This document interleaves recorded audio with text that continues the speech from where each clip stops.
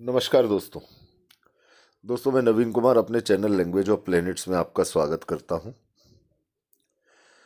ज्योतिष शास्त्र ने इंसान के जीवन के अलावा प्रकृति से संबंधित लगभग प्रत्येक विषय पर अपनी गणनाओं को प्रस्तुत किया है।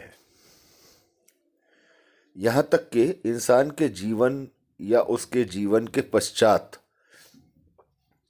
जातक को कौन सा लोक प्राप्त होता है, इसके विषय में भी ज्योतिष में कई ग्रह योगों का उल्लेख किया गया है। अक्सर विद्वानों का कहना है, विद्वान कहते हैं इस बात को कि जातक को मृत्यु के पश्चात 3 तरह की स्थितियों का सामना करना पड़ता है। या तो उसे स्वर्ग की प्राप्ति होती है, या नरक की प्राप्ति होती है, या मोक्ष की प्राप्ति होती है। अब दोस्तों, वो कौन से ग्रह योग हैं, वो कौन से ज्योतिष शास्त्र में उल्लिखित प्रमुख ग्रह योग है जिनसे ये पता चलता है कि मृत्यु के पश्चात जातक को किस लोक की प्राप्ति होने वाली है। भगवान श्री कृष्ण ने गीता में कहा है कि आत्मा कभी नहीं मरती, आत्मा केवल शरीर बदलती है, और तब तक जब तक कि उसे मोक्ष की प्राप्ति नहीं हो जाती, तब तक आत्मा जीवन और मृत्यु के चक्र में घूमती रहती है। आत्मा का लक्ष्य है परमात्मा से मिलन, यानी मोक्ष की प्राप्ति। लेकिन अपने कर्मों के बंधन में फंसकर जीवात्मा अनेकानेक योनियों में भटकती रहती है। ज्योतिष शास्त्र के अनुसार व्यक्ति को अपने कर्मों के अनुसार वर्तमान जीवन के बाद किस लोक में स्थान प्राप्त होगा और व्यक्ति किस योनि और किस लोक से आया है, यह उसकी कुंडली से जाना जा सकता है। आज हम कुछ सामान्य ज्योतिष योगों की चर्चा करेंगे, जिससे यह पता किया जा सकता है कि व्यक्ति को मृत्यु के बाद किस लोक में स्थान प्राप्त होगा। सबसे पहले बात करेंगे स्वर्ग प्राप्ति के योग जन्म कुंडली में कौन से होते हैं। ज्योतिष शास्त्र का एक सबसे प्रसिद्ध नियम है कि कुंडली के 12वें घर में यदि शुभ ग्रह हो अथवा 12वें घर पर शुभ ग्रहों की दृष्टि हो तो जातक को मृत्यु के पश्चात स्वर्ग की प्राप्ति होती है। 8वें घर में चंद्रमा, गुरु और शुक्र का स्थित होना भी मृत्यु के पश्चात स्वर्ग प्राप्ति को दर्शाता है।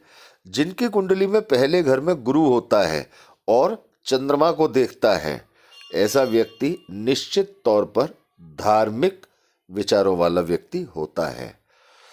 ऐसे व्यक्ति की कुंडली में अगर 8वें घर में कोई ग्रह नहीं भी हो तो भी वह व्यक्ति अपने सद्कर्मों से, अच्छे कर्मों से मृत्यु के पश्चात स्वर्ग में उत्तम स्थान प्राप्त करता है। इसी प्रकार जिनकी जन्म पत्री के जन्म कुंडली के 10th हाउस में, 10म भाव में धनु या मीन राशि हो और 12वें स्थान में बैठे देवगुरु पर शुभ ग्रहों की दृष्टि हो तो जातक को स्वर्ग में किसी देवतुल्य पद से नवाजा जाता है। अर्थात इस तरह के ग्रह योग होने पर जातक को स्वर्ग की प्राप्ति होती है। बात करते हैं दोस्तों कि कौन से ग्रह बताते हैं कि मृत्यु के पश्चात जातक को नरक भोगना पड़ सकता है।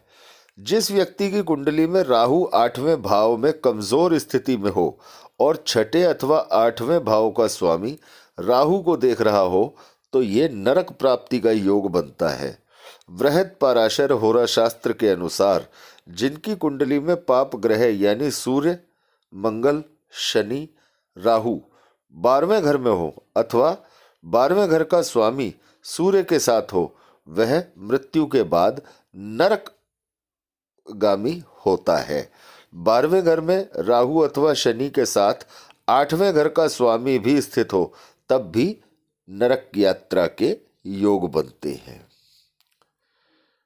अब तीसरा स्थिति हो जाती है कि मोक्ष की प्राप्ति किस ग्रह स्थिति के कारण जातक को होती है। बृहद पाराशर होरा शास्त्र में लिखा है कि जिनकी कुंडली के 12वें स्थान में शुभ ग्रह बैठे हों और 12वें भाव का स्वामी अपनी राशि में अथवा मित्र की राशि में हो और उन पर शुभ ग्रहों की दृष्टि पड़ती हो तो ऐसा जातक अपने सद्कर्मों से मोक्ष को प्राप्त करता है। वराह मिहिर ने अपनी पुस्तक बृहद जातक में इस बात का जिक्र किया है कि कुंडली में सभी ग्रह कमजोर हो, केवल गुरु कर्क राशि में छठे आठवें पहले चौथे सातवें अथवा दशम भाव में हो तो व्यक्ति मोक्ष का अधिकारी निश्चित तौर से होता है। कुंडली में गुरु मीन राशि में लग्न अथवा दशम भाव में हो और कोई अशुभ ग्रह उसे नहीं देख रहा हो तो यह मोक्ष प्राप्ति का स्पष्ट योग बनता दिखाई देता है। तो दोस्तों, ये हैं वो 3 स्थितियां जिनसे आप अपनी जन्म कुंडली में ग्रह स्थिति के अनुसार जान सकते हैं कि इस जीवन के बाद आपको किस प्रकार की पद की प्राप्ति होने वाली है। ये स्पष्ट तौर से ज्योतिष के विद्वानों का, ज्योतिष शास्त्र का आकलन है। उम्मीद है दोस्तों ये जानकारी ये जीवन से या जीवन के बाद से संबंधित ये जानकारी आपको अच्छी लगी होगी। यदि अच्छी लगी हो तो ज़्यादा से ज़्यादा लोगों के साथ इसे शेयर करें। चैनल को सब्सक्राइब करना ना भूलें। धन्यवाद दोस्तों।